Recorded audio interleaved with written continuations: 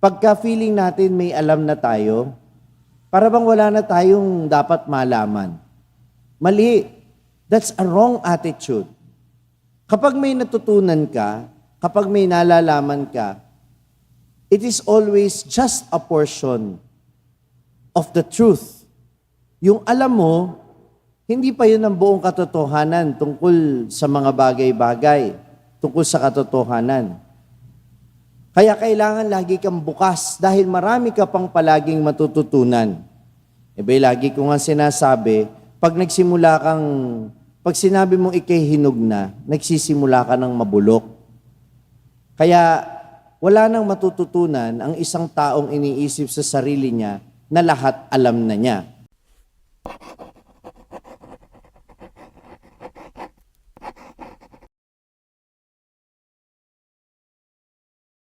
Sumainyo ang Panginoon.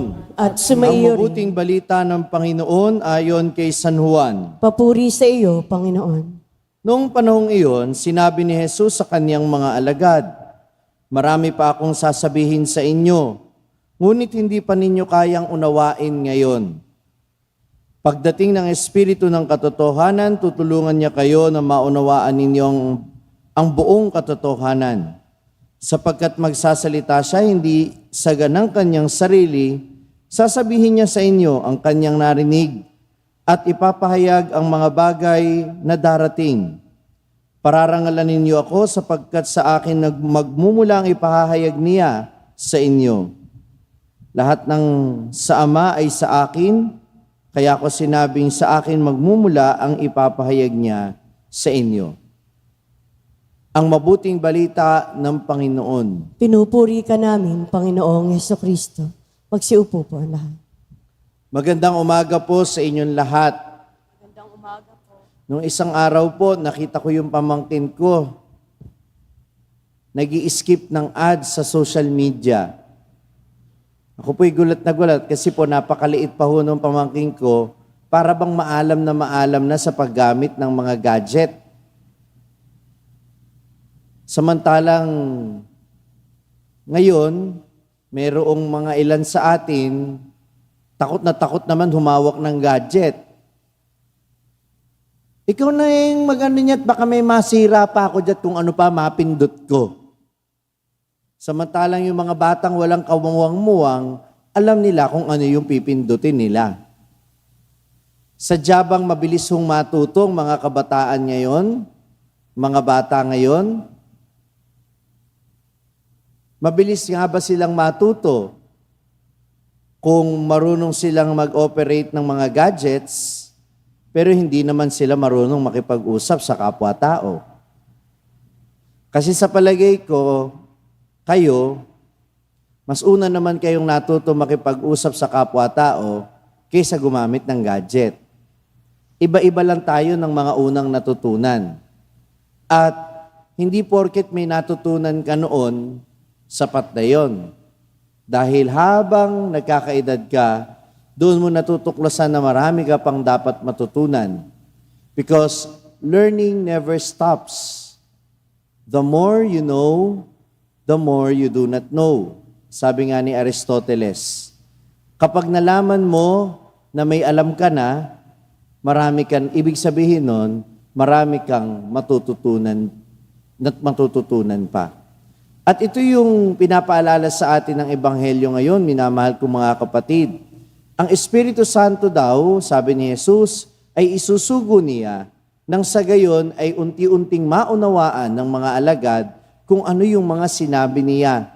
At maalala nilang lahat kung ano yung itinuro ni Jesus. Sapagkat hindi naman nakukuha ang pangunawa sa isang upuan. Hindi tayo natututo sa isang iglap lamang. Ito'y unti-unti.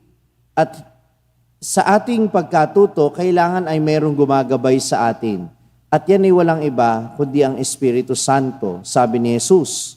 Kaya nga mababasa natin sa Gawa ng mga Apostol na naririnig natin mula pa noong linggo ng pagkabuhay hanggang sa ngayon, yung kwento ng simbahan, kung paano sila unti-unting natuto bilang pamayanan, kung paano unti-unti nila naunawaan yung kalooban ng Diyos sa pamamagitan ng Espiritu Santo na isinugo sa kanila. Hindi naman ho kasi kaagad natutunan ng mga alagad kung paano ipangangaral ang mabuting balita at kung paano pamamahalaan yung unang simbahan. For example, nung una, ang alam lang nila na pwede nilang maging mga tagasunod o mga banalig kay Kristo ay yung mga Hudyo. Pero kalaunan, hidamon sila ng pagkakataon nang maging ang mga hindi Hudyo o mga hindi naniniwala sa Diyos ay sumampalataya na din kay Kristo. Kaya kinakailangan nilang matyagang unawain ang lahat ng ito, maging matyaga sa pangunawa at sa pagkatuto. Nakikinig pa kayo? Pangalawa, hindi lang pagiging matyaga ang kailangan, kundi yung pagiging bukas. Kasi kung minsan, pagka feeling natin may alam na tayo, para bang wala na tayong dapat malaman. Mali. That's a wrong attitude. Kapag may natutunan ka, kapag may nalalaman ka, it is always just a portion of the truth. Yung alam mo, hindi pa yun ang buong katotohanan tungkol sa mga bagay-bagay, tungkol sa katotohanan. Kaya kailangan lagi kang bukas dahil marami ka pang palaging matututunan. Lagi ko nga sinasabi, pag sinabi mong ikay hinog na, nagsisimula ka ng mabulok. Kaya wala nang matututunan ang isang taong iniisip sa sarili niya na lahat alam na niya. Pero hindi naman totoo yun. Hindi naman totoo yun dahil walang tao na nakakaalam ng lahat ng bagay. Lahat tayo natututo lamang sa Diyos at patuloy na natututo sa Kanya sa pamamagitan ng Kanyang salita, sa pamamagitan ng paliwanag ng simbahan, sa pamamagitan ng ating karanasan at ng kapwa natin na nakakasalamuhan natin sa ating pananampalataya. We can always learn. Kaya, huwag nating isasarado ang ating mga sarili. Patuloy tayong maging matyaga sa pagkatuto at patuloy tayong maging bukas sa pagkatuto.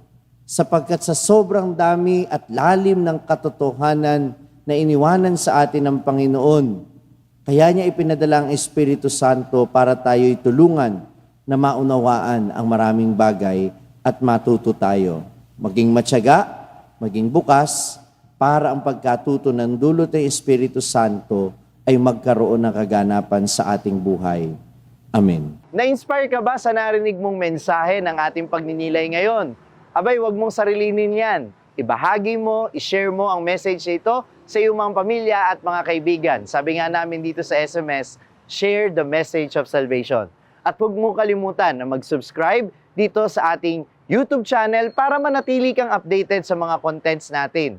At bisitahin din at i-like ang ating iba pang mga social media platforms sa TikTok, Facebook, at Instagram. Hanapin lamang ang Sa Madaling Sabi ni Father Franz Dizon. Mapapakinggan din po ninyo ang araw-araw kong pagninilay sa #1 Catholic meditation app sa mundo na ginagamit na ngayon ng 2 milyon mahigit na mga Pilipino sa buong mundo. Ito ang Hallow app. Kung ida-download ninyo ito ngayon ng libre, ay makaka-access pa kayo sa 10,000 plus contents nito sa loob ng 90 days. Gamitin lamang ang code na FRFRANZ o Father Franz. hallow.com/FRFRANZ. At sama-sama po tayong magpalalim ng ating pananampalataya at uulitin ko, ibahagi natin ito sa iba. Muli, ako po si Father Franz Dizon at ito po ang Sa Madaling Sabi, sharing the message of salvation.